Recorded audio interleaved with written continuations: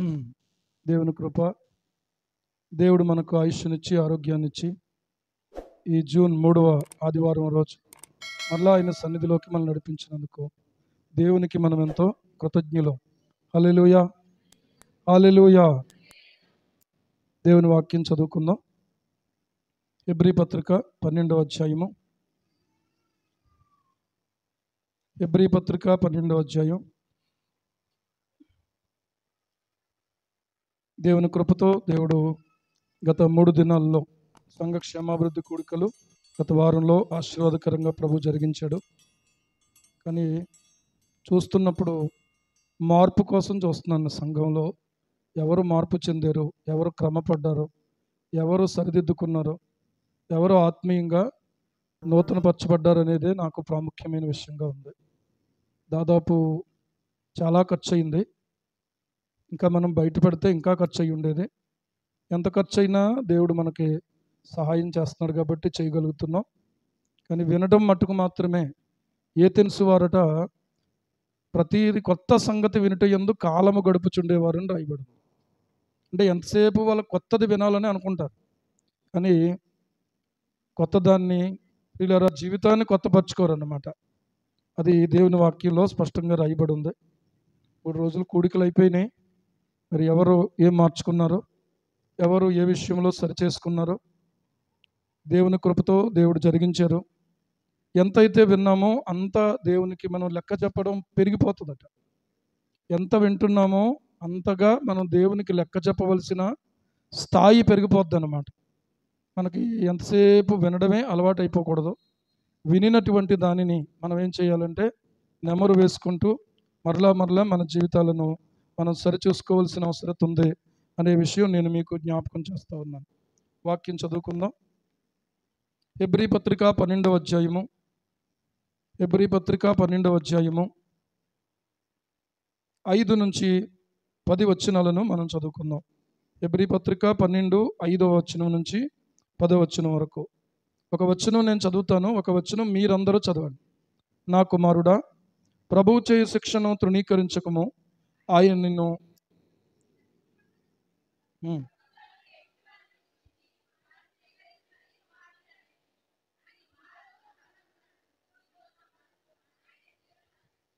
మీతో సంభాషించు ఆయన హెచ్చరికను మరచితిరి. శిక్షాఫలం పొందుటకై మీరు సహించుచున్నారు. దేవుడు కుమారులనుగా మిమ్మల్ని చూచుచున్నాడు. తండ్రి శిక్షింపని కుమారుడు ఎవడో?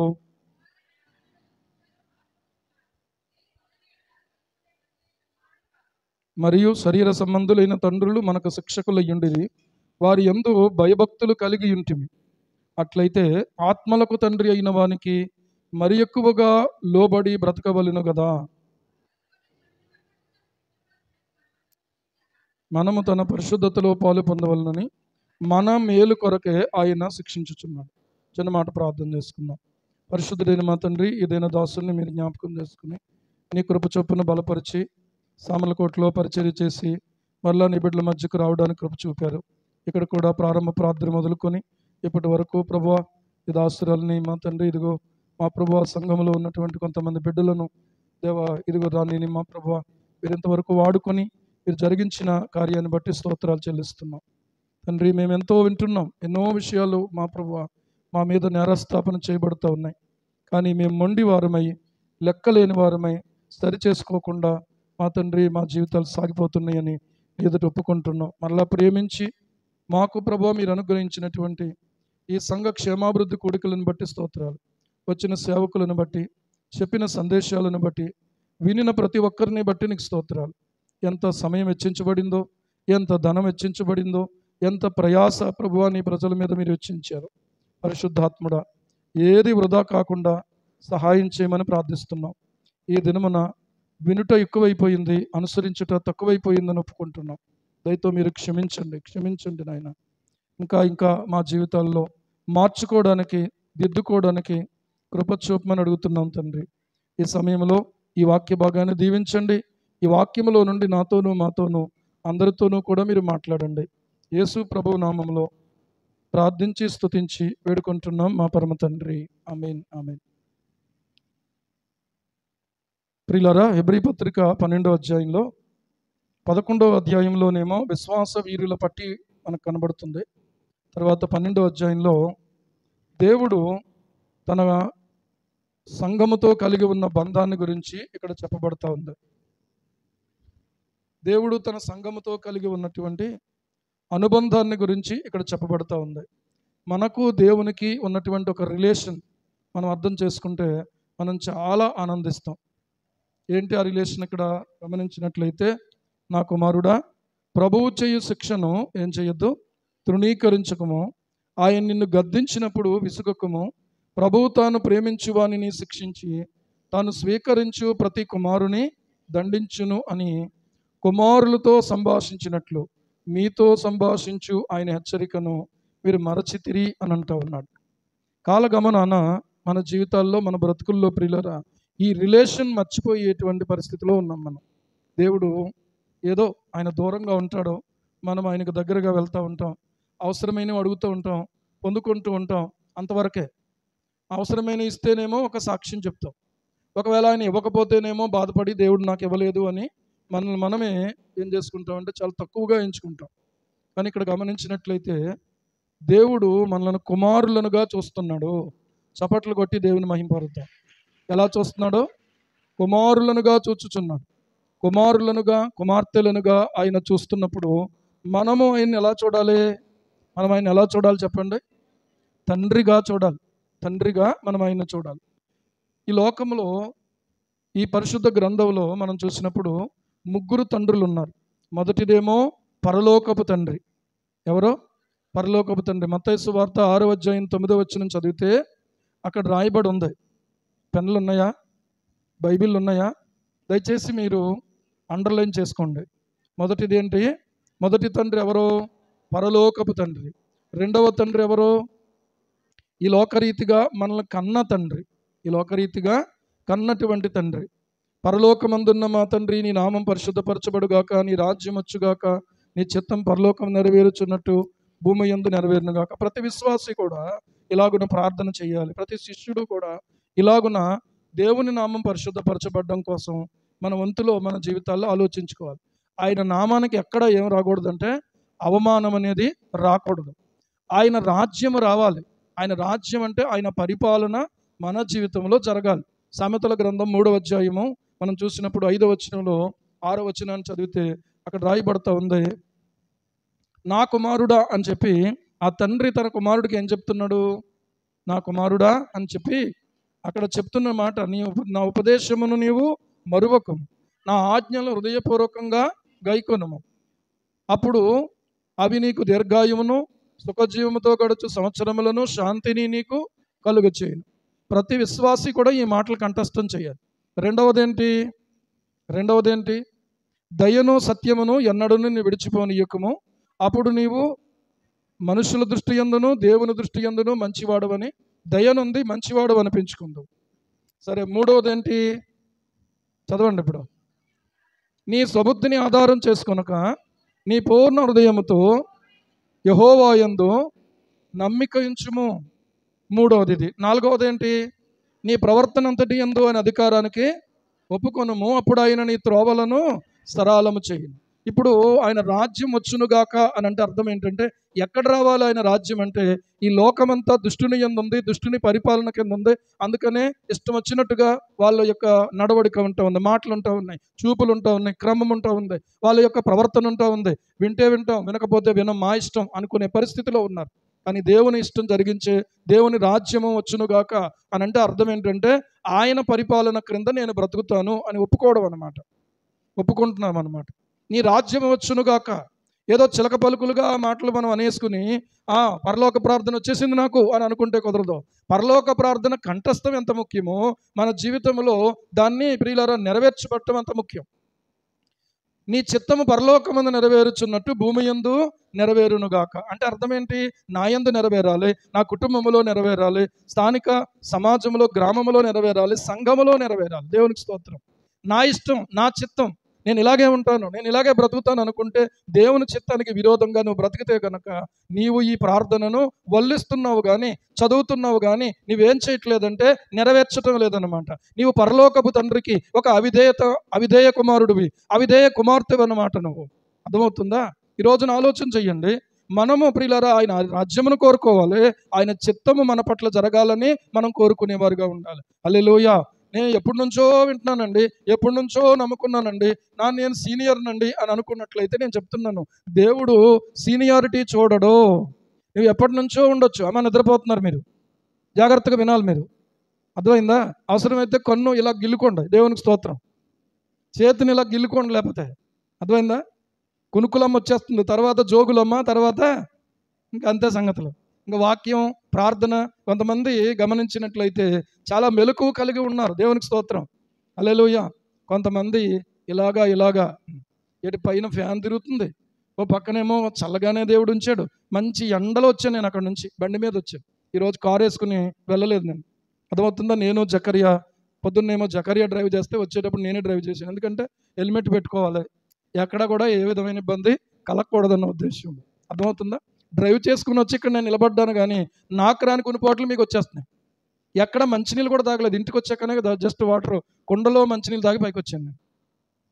ఎందుకు కొనుపోట్లు వచ్చేస్తున్నాయమ్మా? మీకు కొన్ని నీళ్ళు ఉన్నాయా అక్కడ? కొంచెం కళ్ళు ఇలాగ అనుకోండి. దేవునికి స్తోత్రం. నీ రాజ్యం వచ్చును గాక, నీ చిత్తము పరలోకమందు నెరవేరుచున్న ప్రకారము భూమి యందు నెరవేరును గాక.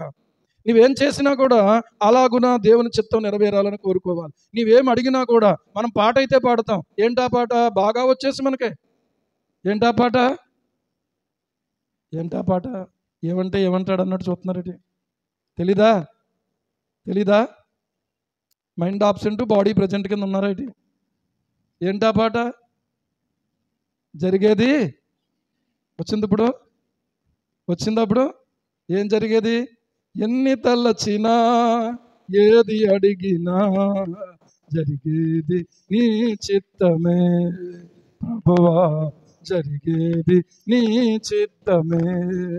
నీ వాక్కుకై వేచియుంటిని, నా ప్రార్థన ఆలకించుమా ప్రభువా, నా ప్రార్థన ఆలకించుమా. హల్లెలూయా. ఏం ఆలకించుమా?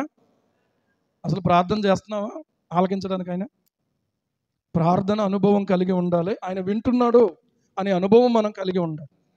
దేవుడు నా ప్రార్థన వింటున్నాడు అనే అనుభవం కలిగి ఉండాలి.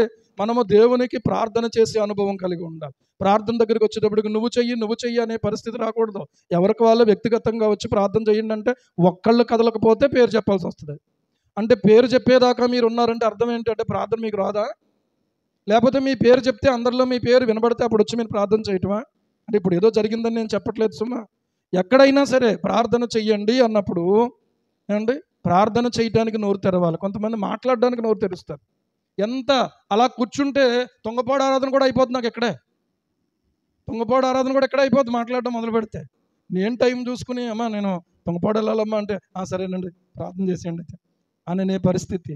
ప్రార్థన చేయమంటే ఎప్పుడు మీరు వెలిగించబడతారో ఈ విషయంలోనూ నాకు అర్థం కాదు. యవనస్తులు కన్యకలు దేవుని సన్నిధిలో ప్రార్థన చేయాలి, దేవుని దర్శనాన్ని పొందాలి. దేవునికి స్తోత్రం కలుగునుగా. హల్లెలూయా. ఒక యవనస్తుడిగా మందిరంలో అడుగుపెట్టాను నేను. టీనేజ్లోనే అడుగుపెట్టాను నేను. 10th అయింది, తర్వాత ఇంటర్మీడియట్ జాయిన్ అవ్వడానికి మధ్యలో రిజల్ట్ వచ్చిన తర్వాత ప్రభువుని నమ్మి మందిరంలోకి వెళ్ళడం జరిగింది. ఈ మధ్యలో జరిగింది. అర్థమైందా? కాబట్టి ప్రియులారా, ఎవరి ఆలోచనలు ఎలాగుంటాయో, ఎవరి తలంపులు ఎలాగుంటాయో, ఎవరు ఎలాంటి ప్రశ్నలు ఎదుర్కొంటారో, ఎవరు ఎలాంటి పరిస్థితులు ఎదుర్కొంటారో ఆ వయసులో నాకు ముందే తెలుసు. కాబట్టి నేను చెప్తున్నాను. ఎలా ఉంటుందంటే అన్నీ చూడాలని ఉంటుంది, అందరితో మాట్లాడాలని ఉంటుంది, అన్నీ అనుభవించాలని ఉంటుంది. కానీ దేవునికి దొరికితేనే, దేవుడు మనం ఆయన పాదాలు గట్టిగా పట్టుకోగలిగిన అనుభవంలో ఉంటేనే వీటన్నిటినీ మనం ఏం చేయగలుగుతామంటే జయించగలుగుతాము. లేకపోతే ప్రతిదీ చూడడంలోనే అయిపోద్ది టైం అంతా మనకి. ఇప్పుడు చూడడానికి ఎక్కడికి వెళ్ళక్కర్లేదు, డైరెక్ట్గా మన చేతిలోకి వచ్చేసింది ప్రపంచం. కనుక దేవుని ఒక చేతిలో ప్రియులారా బైబిల్ ఉండగా, ఒక చేతిలో సెల్ ఫోన్ ఉండగా మన జీవితాలు బహు జాగ్రత్తగా కాపాడుకోవాలి. హల్లెలూయా. ఈరోజున ఆలోచన చెయ్యండి. పరలోకపు తండ్రి బిడ్డలుగా ప్రియులారా, ఎవరండి పరలోకపు తండ్రి బిడ్డలు? ఎవరు పడితే వాళ్ళ బిడ్డలు అయిపోరు. మందిరంలోకి వచ్చేస్తే బిడ్డలు అయిపోరు. ఎవరైతే కొత్తగా జన్మిస్తారో వారు మాత్రమే దేవుని బిడ్డలు. దేవునికి స్తోత్రం కలుగును గాక. వారికి మాత్రమే దేవుణ్ణి తండ్రి అని పిలవగలిగిన అధికారం ఉంటుంది. అధికారం ఉంటుంది, అందరికీ ఉండదు. ఈ భాగ్యము నువ్వు పొందుకోవాలంటే నువ్వు మారు మనస్సు పొందాలి. ఈ భాగ్యము నువ్వు పొందుకోవాలంటే నువ్వు కన్నీళ్లు కార్చి, ప్రభువా నా పాపములు నీ రక్తంతో కడుగునైనా నా జీవితంలోకి రా ప్రభువా, నీ జీవితాన్ని దేవుని ఎదుట ఒప్పుకొని నీవు యేసుక్రీస్తుని రక్షకునిగా అంగీకరించాలి. అప్పుడు దేవుడు అంటాడు, ఇప్పుడు నీవు నా కుమారుడవు, ఇప్పుడు నా కుమార్తె అంటాడు. దేవునికి స్తోత్రం కలుగును గాక. అండి, అదనమాట. ఈ బంధము చాలా విలువైంది, చాలా ప్రశస్తమైంది. రాష్ట్రపతి కొడుకు అనే దానికంటే, ప్రధానమంత్రి గారు కొడుకు అనే దానికంటే, లేకపోతే ప్రియులారా ముఖ్యమంత్రి గారు కొడుకు అనే దానికంటే, ఎమ్మెల్యే గారు కొడుకు అనే కంటే అవి స్టిక్కర్లు వేయించుకుని మనం కార్ల మీద అతికించుకోవడానికి బాగా అధికారంగా ఉపయోగపడుతుంది. కానీ ఎక్కడికక్కడ మనం గౌరవించడానికి ఉపయోగపడుతుంది. కానీ పరలోకపు దృష్టిలో నువ్వు ఎందుకు పనికిరావు, ఎన్నికకు రానే రావు. మారు మనస్సు పొందిన ఏ వ్యక్తినైనా పరలోకం గౌరవిస్తుంది. దేవునికి స్తోత్రం. పరిశుద్ధులు గౌరవిస్తారు. దేవుని యందు భయభక్తులు కలిగినటువంటి వారినే పరలోకం గౌరవిస్తుంది. కనుక తండ్రికి కుమారులకు ఉన్నటువంటి బంధం, ఈ భాగ్యాన్ని బట్టి మనం దేవుని స్తుతించాలి. నేను ఎప్పుడూ స్తుతించేది దీని గురించే. దేవునికి స్తోత్రం కలుగును గాక. హల్లెలూయా. తండ్రి అని నే పిలువగా తనయుడాని తాబల్కును, తండ్రి అని నే పిలువగా తనయుడాని తాబల్కును, ఆదుకును అన్ని వేళలా కన్నీరంతయు తుడిచివేయును. ఒక కుమారుడుగా, ఒక కుమార్తెగా అన్ని సందర్భాల్లో, అన్ని విషయాలలో నీ కన్నీళ్లు నీ తల్లి కానీ నీ తండ్రి కానీ తొడవలేకపోవచ్చు. కానీ ఈ తండ్రి నీకు సరిపోయిన వాడు, చాలినటువంటి వాడు. ఏ సమయంలోనైనా, ఏ పరిస్థితిలోనైనా నీ కన్నీరు తొడవగలిగిన కన్న తండ్రి అయినా.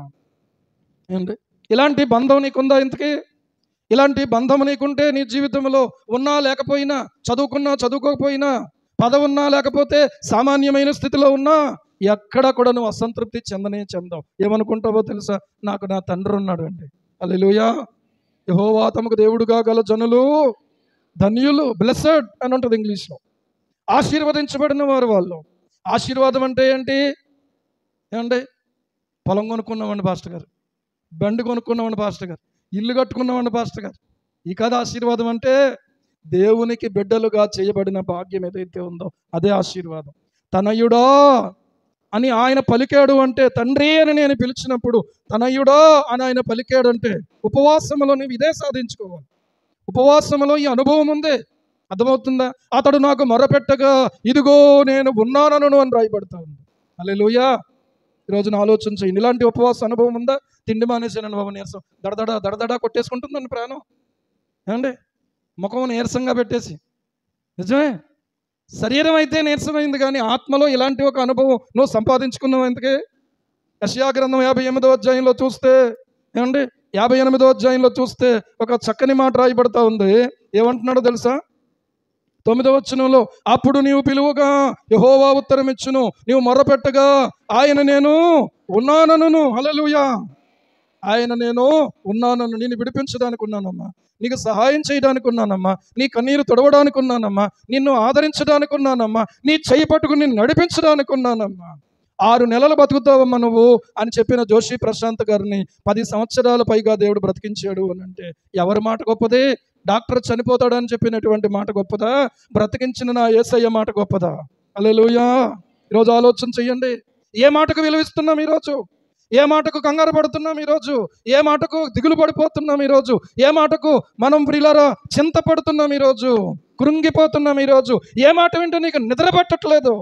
ఏ మాట వింటే నీకు మనశ్శాంతి కరువైపోతా ఉంది? ఆ మాటలు వెనుకో. మీ దగ్గర ఒక మారేడికాయ పెడతాను, ఒక మామిడికాయ పెడతాను, తినండి, ఈ రెండు మంచియే, ఈ రెండు దేవుడు ఇచ్చినయే అంటారు. ఏది తింటారు? మారేడికాయ కూడా దేవుడు ఇచ్చిందే, ఎందుకు తినరు అండి? తింటే దేవుడు ఇచ్చిందే, కానీ తింటే ఏమవుతుంది? చేదుగా ఉంటుంది. అది ఇంకొకందుకు ఉపయోగపడుతుంది, అప్పుడు తప్పకుండా తినాల్సిందే. కానీ ఇప్పుడు మాత్రం మనం ఇష్టపడేది ఏంటి? మామిడికాయని. దేవునికి స్తోత్రం కలుగునుగా. చక్కని బంగినపల్లి రసాలు కానీ, అండి చక్కని చెరుకు రసాలు కానీ ఎంత రుచికరంగా ఉంటాయో. ఈరోజు ఆలోచన చెయ్యండి. వినొద్దు అన్న మాట, ఏ మాట అయితే నేను కలవరపరుస్తుందో, దిగులు పరుస్తుందో, నీ భక్తిని పాడు చేస్తుందో, నీ విశ్వాసాన్ని పాడు చేస్తుందో, నీ పరిశుద్ధతను పాడు చేస్తుందో, నీ పరిచర్య నుంచి నేను దూరం చేస్తుందో ఆ మాట వినొద్దు. పెడచెవిని పెట్టాలి అలాంటి మాటలు. ఏ మాట అయితే దేవునికి దగ్గర చేస్తుందో, ఏ మాట అయితే నీ పరిశుద్ధతను పెంచుతుందో, ఏ మాట అయితే స్థానిక సంఘానికి నువ్వు నమ్మకస్తుడిగా నిలబెడుతుందో, ఏ మాట అయితే స్థానిక సేవకునికి నిన్ను దగ్గరగా చేస్తుందో ఆ మాటలు మాత్రమే నువ్వు వినాలి. ఎందుకంటే ఆ మాటలు నిన్ను కడతాయి. దేవునికి స్తోత్రం కలుగును గాక. హల్లెలూయా. ఏది పడితే అది వినకూడదు, ఏది పడితే అది తినకూడదు, ఎక్కడ పడితే అక్కడ తిరగకూడదు. కాళ్ళు బాగానే ఉన్నాయి కదా అని చెప్పి, బండిలో పెట్రోల్ ఉంది కదా అని చెప్పి, ఏమంటే సెల్ ఫోన్లో బ్యాలెన్స్ ఉంది కదా, డేటా ఉంది కదా అని చెప్పి ఏది పడితే అది తిరగేసేయకూడదు. కొన్ని తిరగేస్తే నిన్ను జైలుకి తీసుకెళ్తారు సంఖ్యలు వేసి. తెలుసా నీకు? ఏమండి, జైలుకి తీసుకెళ్తారు. బాంబులు ఎలా తయారు చేయాలి, ఇదొక ఆసక్తి కొంతమందికి. ఎదుటివాడిని ఎలాగా చంపి ఎలా దాచిపెట్టాలి, దుర్మార్గమైన ఆలోచనలు. ఇలాంటి వాటిని సెర్చ్ చేసిన వాళ్ళు ఎవరైతే ఉన్నారో, ఏమండి, గూగుల్ మీద సెర్చ్ చేసేటువంటి ప్రతిదాన్ని కూడా గుర్తించేటువంటి ఒక ఆఫీస్ ఉంటుంది. మనం ఎవరికీ తెలియదు, మా అమ్మకి తెలియదు, మా నాన్నకు తెలియదు, ఏమంటే ఎవరికీ తెలియదు అనుకుంటాం, కానీ అన్ని డేటా ఉంటుంది. ఎవరి డేటా వాళ్ళకే. దేవునికి స్తోత్రం. అర్థమవుతుందా? కాబట్టి దేవుని ఎదుట ప్రియులారా, మనుషులు మోసగించలేకపోతున్నారు ఈ దినాల్లో. దేవుణ్ణి ఎలా మోసగించగలవు నువ్వు? భాగ్యం దేవుడిచ్చాడు. ఈ భాగ్యాన్ని నీవు కాపాడుకోవాలి, ఈ భాగ్యాన్ని నువ్వు వృద్ధి చేసుకోవాలి, ఈ భాగ్యాన్ని నువ్వు కొనసాగించుకోవాలి. అప్పుడు నువ్వు తాగమంటే తాగలేవు, తిరగమంటే తిరగలేవు, ఇష్టానుసారంగా డబ్బులు పాడు చేసుకోమంటే పాడు చేసుకోలేవు. నీ డబ్బులు నీకే ఉంటాయి, నువ్వు అనుభవిస్తావు, దేవునికి ఇచ్చేవాడుగా ఉంటావు, దేవునికి ఉపయోగపడే పాత్రగా ఉంటావు, నీ కుటుంబాన్ని చక్కగా నడిపించుకోగలిగినటువంటి యజమానిగానే ఉండగలుగుతావు. హల్లెలూయా. ఈరోజు ఆలోచన చెయ్యండి ప్రియులారా, తండ్రికి కుమారులకు ఉన్నటువంటి బంధం. ఏమండి, ఈ కుమారుడు అనేటువంటి స్థానం దగ్గర ఒకవేళ నువ్వు దేవుని మాట వినకపోతే దేవుడు నిన్ను గద్దిస్తాడు. గద్దించినా వినలేదనుకోండి, శిక్షిస్తాడు దేవుడు. ఏం చేస్తాడు? శిక్షిస్తాడు. ఎందుకు? కారణం ఏంటంటే ఆయన మనల్ని వదులుకోలేడు. ఆయన మనల్ని వదులుకోలేడు గనక ఆయనకు మన పట్ల ఉన్నటువంటి ప్రేమ నిన్ను సరిచేసేదాకా నిద్రపోడు ఆయన. దేవునికి స్తోత్రం కలుగును గాక. హల్లెలూయా. నీ కన్నీరు ఒకవేళ ఏడిపించినా మళ్ళీ కన్నీరు తుడిచి ఆయన కొట్టడమే నాకు మంచిదైందండి. ఆయన నిజంగా ఆ పరిస్థితులన్నీ ఆలోచించుకుంటే నిజంగా అలా చేయటమే మంచిదైందన్నా. కానీ ఒకరోజు ఒప్పుకుంటావు, నువ్వు ఒకరోజు ఏం చేస్తావు? ఒప్పుకుంటావు. అందుకని ఇక్కడ ఏమన్నాడు తెలుసా? మన మేలు కొరకే ఆయన శిక్షించుచున్నాడు. ఎవరి మేలు కొరకు? మన మేలు కొరకే. చెప్పండి నోరు తెరిచి. మన మేలు కొరకే ఆయన శిక్షించుచున్నాడు. ఏమండి, శిక్షించేది ఎందుకొరకంటే మన మేలు కొరకే. ఎందుకొరకు అంటే శిక్ష ఎప్పుడైతే వచ్చిందో, అమ్మో నేను ఇలా ఉండకూడదు, ఈ రకంగా నేను జీవించకూడదు. ఏమండి, ఆ చిన్ని సౌరప్ప గారు హెయిర్ స్టైల్ సరి చేసుకున్నాడు, తర్వాత గెడ్డం తీసేసాడు. ఎందుకు? దేవుడు సరిచేసాడు. దేవునికి స్తోత్రం.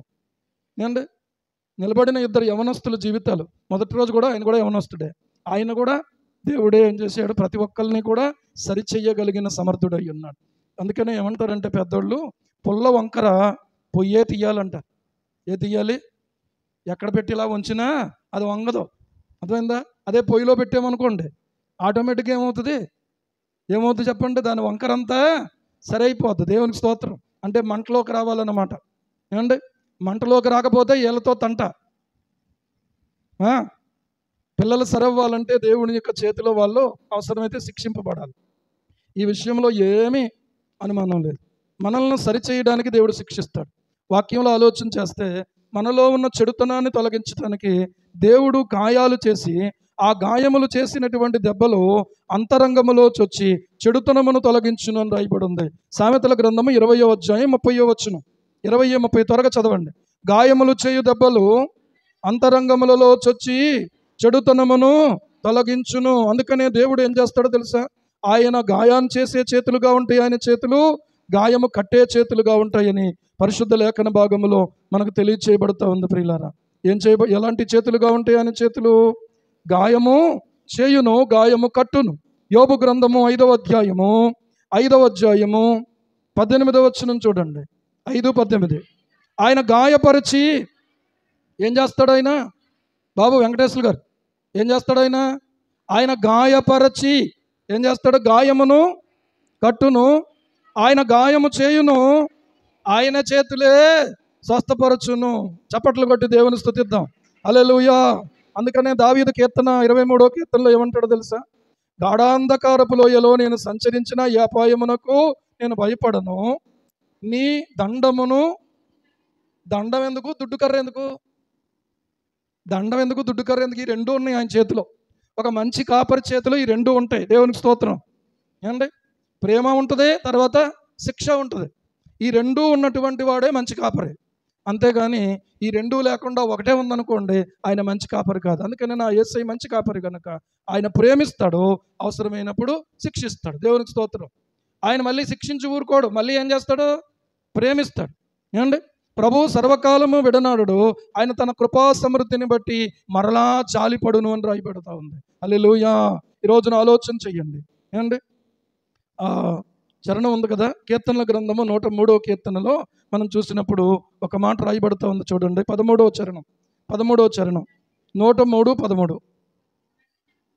తండ్రి తన కుమారుల ఎడల జాలిపడినట్లు యెహోవా తన యందు భయభక్తులు గలవారి ఎడల జాలిపడును అని రాయబడతా ఉంది కదా.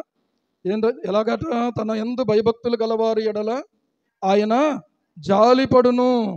దేవ సంస్తుతి చేయవే మనస అనే పాటలో ఒక చరణం ఏమనుంది? కొడుకులపై తండ్రి జాలి పడు విధముగా భక్తి పరుల ఎడల జాలి పడును దేవుండు. తన భక్తి పరుల ఎడల జాలి పడును దేవుండు. ఆ కారణము చే దేవ సంస్తుతి చేయవే మనసా. హల్లెలూయా. కొడుకులపై తండ్రి జాలి పడే విధంగా భక్తి పరుల ఎడల దేవుడు మరలా ఏం చేస్తాడట? జాలి పడతాడు. నోవహు జలప్రలయం ఏం చూపిస్తుంది తెలుసా? ఆయన కోపాన్ని, ఉగ్రతను చూపిస్తుంది. కానీ తిరిగి మరలా నోవహును అతని కుటుంబాన్ని ఓడలో నుంచి బయటికి రప్పించి ఆమె ఆ కుటుంబంలో నుండి జనములను వ్యాపింప చేయటం అనేది దేవుని వాత్సల్యాన్ని చూపిస్తూ ఉంది. హల్లెలూయా. ఏమండి? ఇగో నేను నిమిషం మాత్రము చేత నిన్ను విసర్జించాను. నిమిషం అంటే దేవుని దృష్టిలో ఎంత టైమో ఆలోచన చేసుకోండి. నిమిషం మాత్రము చేత విసర్జించాను, మళ్ళీ వాత్సల్యముతో నిన్ను సమకూరుస్తాను. పర్వతములు తొలగిపోవచ్చు, మెట్టలు తత్తరిల్లిపోవచ్చు, కానీ నా కృప నిన్ను విడిచిపోదు, నా నిబంధన తొలగిపోదు. చూసారా?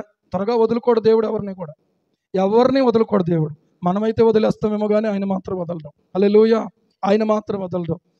చేసిన తప్పు ఒప్పుకునేదాకా వదలడం, మార్చుకునేదాకా వదలడం. అందుకనే మా పాస్టర్ గారు ఒక మాట చెప్పేవారు, ఒక విశ్వాసి కనుక ఒకవేళ పాపములో పండిపోతే కనుక దేవుడు చావనివ్వడట, బతకనివ్వడట. ఎందుకే? చచ్చిపోదామంటే వాడికి చావు రాదు. అర్థమైందా?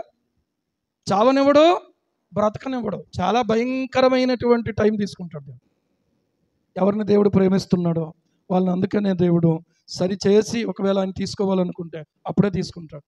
సరి చేయబడిన తర్వాతే తీసుకుంటాడు. శిక్షించబడి సరి చేయబడిన తర్వాతే తీసుకుంటాడు. ఒక విశ్వాసి, ఒక యవనస్తుడు, ఒక ఆయన ఉండేవాడట, చాలా విశ్వాసంతో ఉండేవాడు. కానీ అతనికి ఉండే ఒక అలవాటు ఏంటో తెలుసా? భయంకరంగా చుట్టకాల్చేవాడు. చుట్టకాల్పి ఇది ఒకటే మానలేదంతే అనేవాడు. అంతే, ఇది ఒకటే మానలేదనేవాడు. అదేంటి మీరు వాక్యం చెప్తున్నారు, పాట పాడుతున్నారు, అనేక మందికి మాదిరి చూపించాల్సినటువంటి మీరే ఎలాగుంటే ఎలాగా అని అంటే ఏం పర్లేదులే అనేవాడట. అన్నీ మానేసినాయా, ఇదొకటే మానలేకపోతున్నాను అనేవాడట. చివరికి అతనికి ఏం జరిగిందో తెలుసా? దేవుని పిల్లలకు వ్యాధులు ఎందుకు వస్తాయో తెలుసా? దేవుని పిల్లలకు ప్రియులారా శిక్ష ఎలాగొస్తుందో అనే విషయం గురించి చెప్తున్నాను మీకు. సందర్భం వచ్చింది కనుక ఏం చేశాడంటే దేవుడు అంగట్లో క్యాన్సర్ పెట్టాడట. నిద్ర పట్టదు, ఏమండి? తినడానికి కష్టం, అసలు తిండంటే ఇంక అసలు నోకొచ్చింది, తినడానికి లేదు.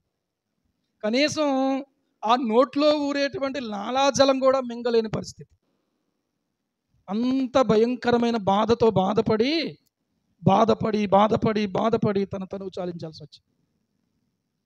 విశ్వాసి అయ్యుండి, దేవుని పిల్లలం అనిపించుకొని ఉండి, ప్రభు బల్లలో పాలు పొందుతూ ఉండి నిర్లక్ష్యంగా ఉంటున్నట్లయితే ప్రియులారా, నువ్వు అర్జెంటుగా నీ జీవితాన్ని సరిచేసుకోవాల్సిన అవసరత ఖచ్చితంగా నీ వాకిట్లో పొంచి ఉంది అనే విషయం నేను జ్ఞాపకం చేస్తున్నాను. ఎవరినైనా మేనేజ్ చేయొచ్చు, ఆయన మాత్రం మేనేజ్ చేయలేం. మన అతడు వేసే కేకలకే పెద్ద కేకలేస్తూ ఉంటే చూసిన వాళ్ళందరికీ జాలేసేది. ఎవరేం చేయగలరు? అంగట్లో వచ్చింది క్యాన్సర్, ఎక్కడ పెట్టాలో అక్కడ పెట్టాడు దేవుడు అన్నారు. అతని ముందేమో అందరూ బాధపడేవాళ్ళు, వెనకాలకి వెళ్ళి ఏమనేవారు తెలుసా? చెప్తే విన్నాడా? చెప్తే ఆగాడా? సరి చేసుకున్నాడా? ఇప్పుడు ఈ రోజున ఏం చేస్తున్నాడు? అనుభవిస్తున్నాడు అని చెప్పాను. అంటే ఏం చేయాలన్నమాట? ఏం చేయాలన్నమాట? దేవుని పిల్లలమని చెప్పుకుంటూ ఇష్టానుసారంగా బ్రతికితే దానికి తగ్గ పనిష్మెంట్ ఖచ్చితంగా ఉంది. అందుకనే దేవుడు అంటున్నాడు, నా పేరు పెట్టబడిన నా జనులు తమను తాము తగ్గించుకొని ప్రార్థన చేసి నన్ను వెదకి తమ చెడు మార్గములను విడిచిన ఎడల ఆకాశం నుండి నేను వారి ప్రార్థన వింటాను, వారి పాపాన్ని క్షమిస్తాను, వారి దేశాన్ని స్వస్థపరుస్తాను అన్నాడు. దేశాన్ని స్వస్థపరిచేవాడు ఆయనే, ముత్తేవాడు కూడా ఆయనే. ఎక్కువ వర్షపాతం పెరిగిపోయింది అనుకోండి, ఎక్కడికక్కడ మునిగిపోయి పంటలు కొట్టుకుపోయి ఎక్కడికక్కడ ఉన్నటువంటి ఇబ్బందికరమైన పరిస్థితులు ఏర్పడితే నలిగిపోయేది ఎవరో చెప్పండి? ఎవరు నలిగిపోతాం? కాస్త ఏదో వర్షాలు ఎక్కువ పడినాయండి, ఆ లంకల్లో ఆ యొక్క ఆకుకూరలు ఆ పంటలు అవన్నీ నష్టమైపోతేనే మన్నాడు ఆదివారం మనం ఆ శుక్రవారమో లేకపోతే బుధవారమో మార్కెట్కి వెళ్తే ఏమంటే కేజీ 200 చెప్తున్నారండి బాబు, ఎవరు కొనగలరండి, ఇంకా ఎవరు ఎలా బతకగలమండి అని విలువెల్లా ఆడిపోతున్నాం మనం. దేవుడు ఎక్కడ కొట్టాలో ఎలా కొట్టాలో తెలుసు సుమా ఆయనకి.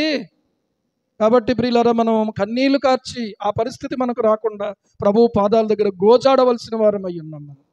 ఏమండి, నీ డబ్బు చూసుకుని బతికేయగలను అనుకున్నావేమో. నేను మాట చెప్పనా?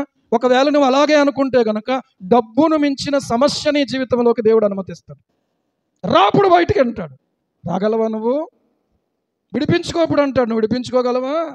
ఎందుకండి లేనిపోని గొప్పలు చెప్పుకునేవారు చెప్పలు పట్టుకునే రోజు ఒకరోజు వస్తా చెప్తున్నాను. క్షమించండి ఇలాగన్నానుకో. ఎందుకు గొప్పలు ఎందుకండి? గొప్పతనం ఏదైనా ఉందంటే నా ప్రభువుకే గొప్పతనం. దేవునికి స్తోత్రం కలుగును గాక. హల్లెలూయా. ఈరోజు ఆలోచన చెయ్యండి. పరలోకపు తండ్రి, ఆయన పిల్లలు. ఆలోచన చేస్తే అర్థమవుతుంది నీవు నేను ఎంత సన్నిహితులుగా ఉన్నామో దేవునికి. ఆయన ఉపయోగించుకునే వాళ్ళుగా ఉన్నామా? ఆయనకు లోబడే వాళ్ళుగా ఉన్నామా? ఆయన్ను సంతోషపెట్టే వాళ్ళుగా ఉన్నామా? మనలను మనము సంతోషపెట్టుకునే వాళ్ళుగా ఉన్నామా? ఈరోజు మన హ్యాపీనెస్ కోసం ఆయన్ని మనము దుఃఖపరిచే వాళ్ళుగా ఉన్నట్లయితే మనం ఎలాంటి పిల్లలమో తెలుసా? ఏడిపించేటువంటి పిల్లలు మనం. ఎవరిని ఏడిపిస్తాం? మనం అందరినీ సంతోషపరుస్తాం ఏమండి. కానీ తండ్రిని, మనల్ని పుట్టించినటువంటి దేవుణ్ణి మనము దుఃఖపరిచే వాళ్ళుగా మిగిలిపోతున్నాం. ఆలోచన చేసుకుందాం, ఇవి ఎవరిని సంతోషపరచడానికి ఆయన దుఃఖపరుస్తున్నావు. రెండవదిగా ఆలోచన చేస్తే కన్న తండ్రి. ఈ తండ్రిని గురించి వాక్యంలో ఏమి రాయబడి ఉందని. కొంతమంది తండ్రులు సరిగా లేరు, కొంతమంది తండ్రులు భూమి మీద లేరు. నీకున్నటువంటి ఒకే ఒక్క పరలోకపు తండ్రి, ఆయన మాట విను, నీ జీవితాన్ని చక్కగా నడిపిస్తాడు ఆయన. ఎప్పుడు నేను ఒకటే మాట చెప్తాను, ఇక్కడ లేకపోతే అక్కడ ఉన్నాడు నీకు. దేవునికి స్తోత్రం కలుగునుగా. ఆయన అక్కడే ఉంటాడు అనుకోకు, నీ దగ్గర ఉంటాడు, నీతోటి ఉంటాడు. ఇంతకుముందు ఒకసారి మీరు విన్నారు కదా, ఏం పేరు అబ్బాయి పేరు? జిమ్. ఏమండి, జిమ్. ఎవ్వరూ లేరు, బొగ్గు గనుల్లోకి వెళ్ళి పని చేసుకుని వచ్చేవాడు. మధ్యాహ్న సమయంలో లంచ్ టైంలో అక్కడ ఉన్నటువంటి సమీపంలో ఉన్నటువంటి ఒక గుడి దగ్గరికి వెళ్ళి, మందిరంలోకి వెళ్ళి, ఆ మందిరంలో తనకు ఏదో బాధ, ఆ బాధ అంతా దేవుని ముందు ఏడ్చేసి, నువ్వే నాకు స్నేహితుడు అయ్యా, నాకు అమ్మ లేదు, నాన్న లేదు, ఎవరు లేరు, నువ్వే నాకు దిక్కంటే. ఒక రోజున ఆ పాస్టర్ గారు చూసి, ఈ అబ్బాయి ఏదో ఎత్తుకుని వెళ్ళిపోతాడేమో ఏంటో, ఈ అబ్బాయి అంత తేడాగా కనపడుతున్నాడు, ఇవి ఒక్కడే వస్తున్నాడు, మళ్ళీ ఈ టైంలోనే వస్తున్నాడు, నేను ఆ టైంలో కింద ఉంటున్నాను, ఈయన పైకి వస్తున్నాడు, ఒకవేళ మాలాంటి మందిరం అయితే ఏం చేస్తాడో అనే విషయాలు ఆలోచన చేస్తూ, ఎందుకయ్యా అక్కడికి వస్తున్నావు నువ్వు అని గద్దించాడు. అయ్యా, నేను ఎవరు లేని వ్యక్తిని యేసయ్యకు చెప్పుకోవడానికి వచ్చాను, ఈ కాసేపు ఆయనతో సహవాసం చేయడానికి వచ్చాను అన్నవాడు. కొద్ది రోజుల తర్వాత రాకపోవడం చూసి ఆ తండ్రి, హృదయం కలిగినటువంటి ఆ సేవకుడు, ఏంటి ఆ అబ్బాయి రావట్లేదు, కారణం ఏంటి, ఎక్కడ పనిచేస్తాడు ఈ అబ్బాయి? పలానా దగ్గర అన్నాడు కదా. అక్కడికి వెళ్తే అక్కడ గాయపడి హాస్పిటల్ పాలైపోయాడండి. ఆ అబ్బాయి ఇక్కడికి రావట్లేదు, అందుకనే ఆ పలానా హాస్పిటల్లో పెట్టారు అబ్బాయిని అన్నారు. ఎవరు రారు, ఎవరు పలకరించరు, ఎవరు పరామర్శించరు.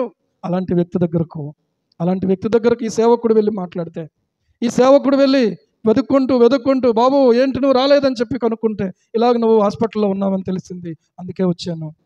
పాస్టర్ గారు చాలా వందనాలు, రోజు నా కోసం ఒక ఆయన వస్తున్నాడండి, సరిగ్గా మధ్యాహ్నం టైంలోనే ఆయన వచ్చి, నేనున్నాను జిమ్, భయపడకో అని చెప్పి వెళ్ళిపోతున్నాడండి. ఎవరమ్మా ఆయన? తెలియదండి నాకు. ఆయన, నేను అంతవరకు మందిరంలోకి వచ్చి ఆయనతో చెప్పుకున్నానే, ఆ నా దేవుడే నా దగ్గరకు వస్తూ ఉన్నాడు. హల్లెలూయా, హల్లెలూయా.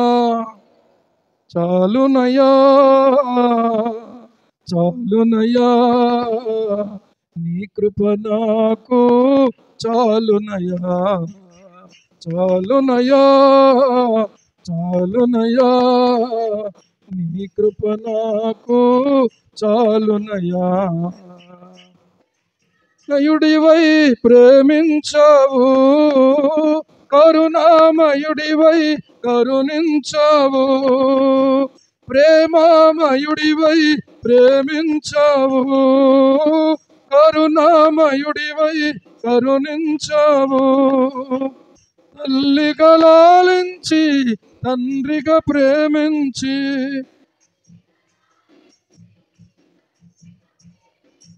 ప్రేమ కరుణ నీ కృప చాలు, ప్రేమ కరుణ నీ కృప చాలు, చాలునయ్యా, చాలునయ్యా, నీ కృప నాకు చాలునయ్యా, చాలునయ్యా, చాలునయ్యా, నీ కృప నాకు చాలునయ్యా. నీకు ఆ తృప్తి ఉందా? ఇందుకే పాడేస్తున్నావు. నేను చెప్పగలను, నా యేసయ్య ప్రేమ నాకు చాలు, ఆయన కరుణ నాకు చాలు. నాకు తెలుసు ఈ పరిస్థితులన్నీ ఎందుకో ఆయనకు నా మీద ప్రేమ కలిగింది. నేను ఏం పోగొట్టుకున్నా పర్లేదు, కానీ ఆయన ప్రేమను పోగొట్టుకోకుండా ఉంటే చాలు అని తలంచుకున్నాను. నాకు తెలుసు ప్రియులారా, కొన్నిసార్లు నా భార్య ఆదరించిన, నా పిల్లలు ఆదరించిన, విశ్వాసులు ఆదరించినా కూడా ఆదరించబడలేని పరిస్థితుల దగ్గర, ఇదిగో ఈ మందిరంలో, ఇదిగో నా ప్రార్థనా గదిలో, ఇదిగో ఒక చెట్టు కింద, లేకపోతే ఇదిగో ఈ స్లాబ్ వేసినటువంటి టైంలో బస్తా ముక్క తీసుకుని ఆ కిందకి వెళ్ళిపోయి గడిపినటువంటి సమయాల్లో నాకు తెలుసు నిద్రపోని రాత్రులు నా జీవితంలో ఉన్నాయి, తిండి తినని రాత్రులు ఉన్నాయి నా జీవితంలో, ఉపవాసంతో గడిపిన రోజులు ఉన్నాయి నా జీవితంలో. ఆదివారం ఉందంటే పొద్దున్న నుంచి సాయంత్రం వరకు ఉపవాసం ఉండి మళ్ళీ ఆ ఉపవాసం ముగించుకోవడానికి దేవుని సన్నిధిలో ప్రార్థన చేసుకుని ఎప్పుడో 8 గంటలకు ఎప్పుడో భోజనం చేసిన రోజులు ఉన్నాయి. నా యవన కాలంలో నేను ఇదంతా చేయగలిగాను, బలములో చేయగలిగాను. ఈరోజు నన్ను మర్చిపోలేని రోజులు ఆ రోజులు. నా యేసయ్య ప్రేమ నాకు దొరికింది, నా యేసయ్య ప్రేమ నాకు దొరికింది. నా పరిశుద్ధత నన్ను కాపాడాడు, నా విశ్వాసాన్ని కాపాడాడు. ఒకసారి వెనక్కి తిరిగి చూసుకుంటే ఎక్కడ ధైర్యం ఇది? కేవలం ఆయన ఇచ్చిన ధైర్యం మాత్రమే. హల్లెలూయా, ఆయన చూపిన ప్రేమ మాత్రమే. బంధువులు స్నేహితులు వెలివేసిన, తల్లిదండ్రులే నన్ను త్రోసేసిన, బంధువులు స్నేహితులు వెలివేసిన,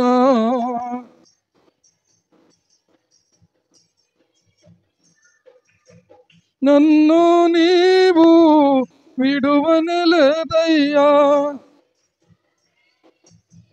రక్షించినవయ్యా, కరుణా నీ కృప చాలు, కరుణా నీ కృప చాలు, చాలునయ్యా, చాలునయ్యా, నాకు చాలునయ్యా. హల్లెలూయా. బంధువులు స్నేహితులు త్రోసేసిన నిన్ను ఆయన త్రోసివేయడం. బంధువులు త్రోసేస్తే విలవిల్లాడిపోతామే, స్నేహితులు త్రోసేస్తే అరే వాడు ఫ్రెండ్ నాతో మాట్లాడట్లేదు, వాడు నా మీద కోపగించుకుని ఉండిపోయాడు, విలవిల్లాడిపోతాం స్నేహం దగ్గర. అని స్నేహితులు త్రోసేయచ్చు. తల్లిదండ్రులు, కన్న తల్లిదండ్రులు వెలివేస్తారా? వేసేయచ్చు. కారణం ఏదైనా కావచ్చు. ఏంటంటే వెలివేసినా లేదా వెలివేయబడినట్టున్న స్థితిలోకి నువ్వు నెట్టివేయబడితే, లేదంటే వాళ్ళు కనీసం నీ యొక్క జీవితంలో లేకుండా తీసివేయబడిపోతే ఆ లోటులో నిలబడేవాడు నా యేసయ్య. హల్లెలూయా. నీవు నన్ను విడువనే లేదయ్యా, మిన్నగా ప్రేమించి, ఎవరికంటే మిన్నగా? తల్లి కన్నా, తండ్రి కన్నా, బంధువుల కన్నా, స్నేహితుల కన్నా మిన్నగా ప్రేమించి రక్షించినవయ్యా.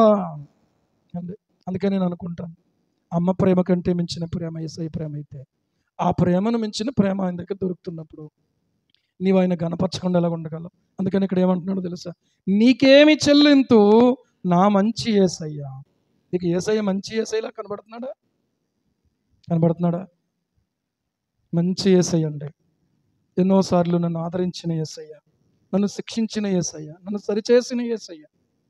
నేను ఆయన్ని సరిగా ఒకవేళ అర్థం చేసుకోకపోతే, బాధపడి ప్రార్థన చేయలేకుండా కూర్చుని ఉండిపోతే, మళ్ళీ మాట్లాడి మళ్ళీ వాక్యంతో పరిశుద్ధాత్ముడు బలపరిచి మళ్ళీ నిలబెట్టి తెలియకుండా మళ్ళీ తిరిగి ధైర్యపరచబడిన రోజులు ఎన్నో ఉన్నాయి నా జీవితంలో.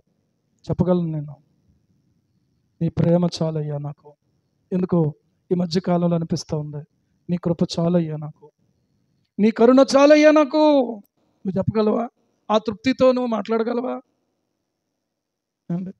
ఆయన ప్రేమ దొరికిన దగ్గర, గాయపడిన హృదయానికి ఆదరణ దొరికినప్పుడు, విలవిలలాడిపోతున్న ప్రాణానికి తెప్పరిల్ల చేసిన అనుభవం కలిగినప్పుడు ఎలాగా ఆయన మర్చిపోగలం? అందుకని అంటున్నాను నేను, ఈ అనుభవం మీరు నేర్చుకోవడానికి ఆదివారం సాయంత్రం ప్రార్థనలోకి రమ్మని చెప్తున్నాను. ఏండి ప్రియులారా, ప్రార్థనలో తప్ప ఇలాంటి అనుభవం నువ్వు నేర్చుకోలేవు. ఎంత వాక్యం విన్నా కూడా నీకు ఏమీ అనుభవం రాదు. ప్రార్థనతోనే ఏండి తెలుసు మీకు అన్నీ. నేను అవన్నీ మళ్ళీ చెప్పి మిమ్మల్ని దుఃఖపరచాలనుకోవట్లేదు. నేను ఒకటే అనుకున్నాను, ఏమైనా పర్లేదు ప్రభువా, నీ ప్రేమ దొరికింది చాలు, నీ కృప దొరికింది చాలు, నీ కరుణ దొరికింది చాలు. ఇంకేమొద్దా నీకు? ఇంకేమొద్దు, ఇచ్చినా ఇవ్వకపోయినా పర్లేదు. నీ ప్రేమ దొరకకపోతే ఏమైపోదు నువ్వు. మళ్ళీ ఆ పాటలోకి వెళ్తే అండి, కరుణగల యేసయ్యా నా జీవితానికి నీవే చాలునయ్యా,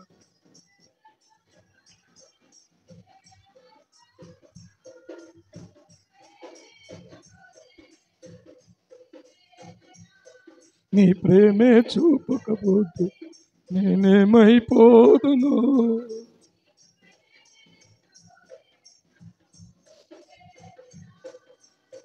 కరుణగల యేసయ్యా దానికి చాలునయ్యా.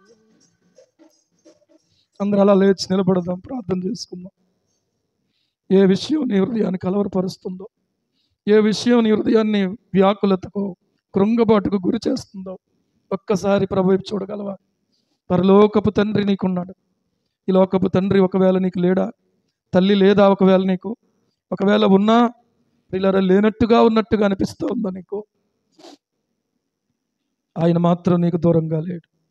బంధువులు, స్నేహితులు త్రోసేసిన, అయ్యా తల్లిదండ్రులే నిన్ను వెలివేసిన, నన్ను నీవు విడువనే లేదయ్యా. విడువనే ఎడబాయనటువంటి నీ ప్రేమ ఎంత గొప్పదోనయ్యా. దేవా దయచేసి సహాయం చేయి. మూడవదిగా ఆత్మీయ తండ్రి గురించి. ఎవరి ద్వారా రక్షణలోకి వచ్చావో, ఎవరి వాక్యము ద్వారా నీవు ఆత్మీయంగా బలపడుతున్నావో, ఎవరి ద్వారా నీవు హెచ్చరించబడుతున్నావో, గాయము కట్టబడుతుందో, పరలోకానికి సిద్ధపరచబడుతున్నావో, ఎవరు నీకోసం సమయాన్ని, ధనాన్ని, బలాన్ని వెచ్చించి నీకోసం కన్నీళ్లు గార్చి ప్రార్థన చేస్తున్నారు, ఆ ఆత్మీయ తండ్రి గురించి నువ్వు ప్రార్థన చేస్తున్నావా? అర్థం చేసుకుంటున్నావా? తాపత్రయాన్ని తెలుసుకుంటున్నావా? దయచేసి నీ హృదయం ప్రభుకి ఇవ్వగలవా? పరలోకపు తండ్రి నీకు తండ్రి కాకపోతే నీకు పరలోకం లేదు. యేసు ప్రభునందు విశ్వాసం ఉంచకపోతే నీకు పరలోకం లేదమ్మా.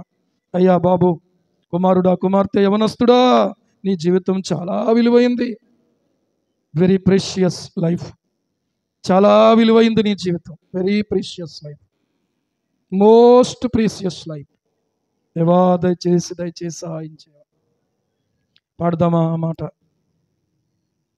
నీకేమి చెల్లింతు నా మంచి యేసయ్యా, నీకేమి చెల్లింతు నా మంచి యేసయ్యా, ప్రేమ కరుణ నీ కృప చాలు,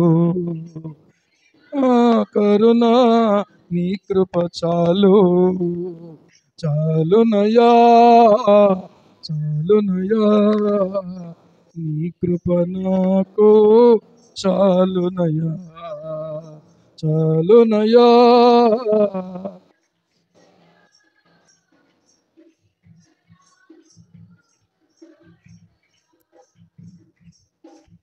పరిశుద్ధుడైన మా తండ్రి, ఈ వాక్య భాగం మా యందుంచి మా ముందుకు తెచ్చి మా కన్నుల ముందు ప్రత్యక్షపరిచి నీ ప్రేమ ఎంత గొప్పదో తెలియపరిచావు.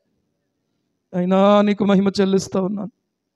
ఈ లోకపు తండ్రి గురించి కొంతమందికి ప్రభువా లేకపోయినప్పుడు అయ్యో నాకు లేరే అనే బాధ ఉండొచ్చు.